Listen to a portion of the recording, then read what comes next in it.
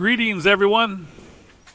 Welcome to the Union Pacific Railroad Evanston Subdivision, NHO scale. My name is Daryl Kruse, owner and builder of the layout, and your host for episode 15 of season 2021. And I hate to say this, but did not get a whole lot done this last week. I did not get accomplished completely what I wanted to accomplish. I did do some wiring here, which you can't really see, but I did power some of the frogs. But otherwise, it looks pretty much the same as it did last week. Not too much new. We are still bench work-wise and track-wise up to this point right here, which is just the outskirts of Morgan, which will be there in the corner. So it looks pretty much the same today as it did 1 week ago, but that doesn't mean I did nothing.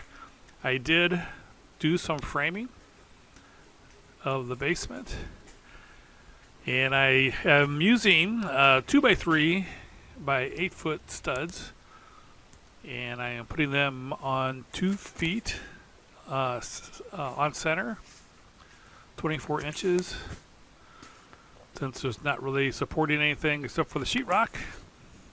Saving some money. The woods lumber's come down quite a bit. I got each stud for about $2.50 a piece. Here's something I still need to do. I want to get this all sheetrocked and painted. As you can see, I did not get all that done. After I did the framing with the 2x3 studs, I was able to put up the sheetrock, and I'm just doing the upper half because the layout will be the lower half.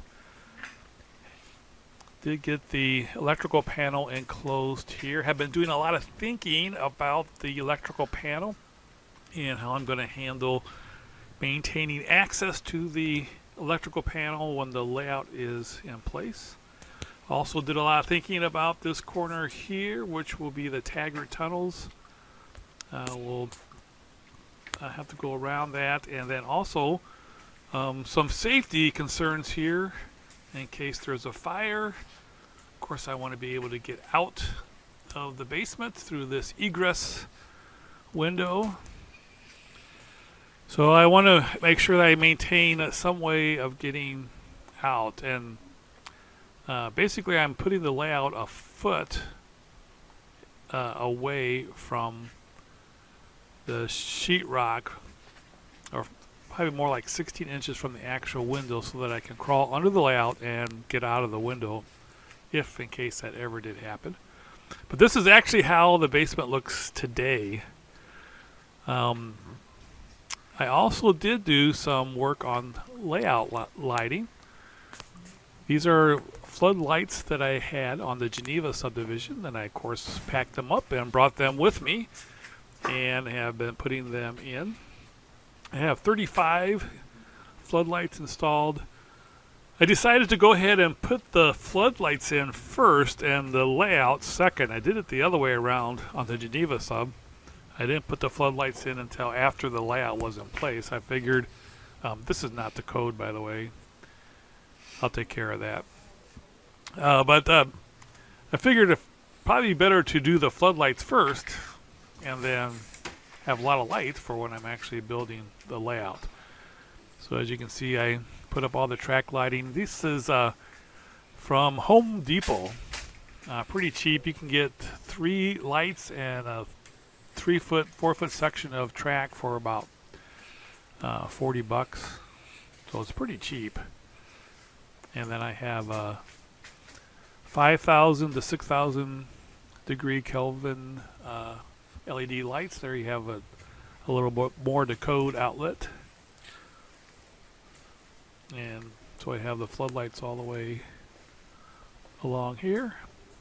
And they do a really good job of keeping everything very well lit. I'm a big proponent of having the layout extremely well lighted. It definitely makes photography much easier. So everything's pretty well lit. And in the next week, I'm hoping to actually get things painted. Here's you can see how it looks without the floodlights. The camera compensates a lot, so it's a lot more drastic. than what you can see on the video. But this is the way things look today. This next week I'm hoping to get the ceiling painted, the sheetrock mudded and taped and floated and painted also, so that the week after Thanksgiving I can go ahead and start putting in some more bench work. That's where things kind of are at this point. So I want to get this whole next section done and start putting in bench work.